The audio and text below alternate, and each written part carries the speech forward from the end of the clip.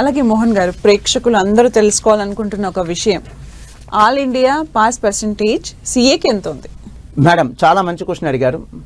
So సిఏలో సిఎంఏలో కానీ definitely IIT మెడిసిన్తో పోలిస్తే తక్కువ అడ్మిషన్లు ఉన్నాయి. ఎందుకు తక్కువ అడ్మిషన్లు ఉన్నాయి? ఉద్యోగాలు రావట్లేదా?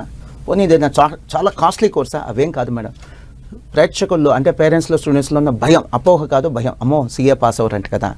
ఇప్పుడు నేను సిఏ పాస్ పర్సంటేజ్ చెప్తున్నాను. ఇది ఆల్ ఇండియా పాస్ పర్సంటేజ్ అంటే మాస్టర్ మైన్స్ పాస్ పర్సంటేజ్ కాదు.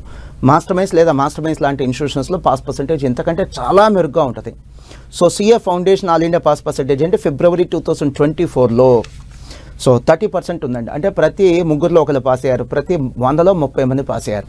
సో సిఏ ఇంటర్ జనవరి 2024 రిజల్ట్స్లో గ్రూప్ 1 పాస్ పర్సంటేజ్ అంటే 17%, గ్రూప్ 2 పాస్ పర్సంటేజ్ సుమారుగా 20%. నేను అన్ని కూడా దగ్గర నెంబర్స్ అంటే సుమారు నెంబర్ చెప్తున్నానండి, అప్రాక్సిమేట్ నెంబర్ చెప్తున్నాను. సిఏ ఫైనల్ జనవరి 2024లో గ్రూప్ 1 పాస్ పర్సంటేజ్ అంటే 10%, గ్రూప్ 2 పాస్ పర్సంటేజ్ అంటే 22%. ప్రతిసారి రిజల్ట్స్ ఇలానే ఎంకరేజింగ్గా ఉండాలని రూల్ ఏం లేదు. ఒక్కోసారి ఎంతకంటే ఎక్కువ ఉండొచ్చు, ఒక్కోసారి ఎంతకంటే తక్కువ కూడా ఉండొచ్చు. కానీ గమనించాల్సింది ఏంటంటే ఒక స్టూడెంట్ సిఏ కానీ సిఎంఏ కానీ ఫెయిల్ అయితే 1 year వెయిట్ చేయకర్లా 6 months వెయిట్ చేస్తే చాలు.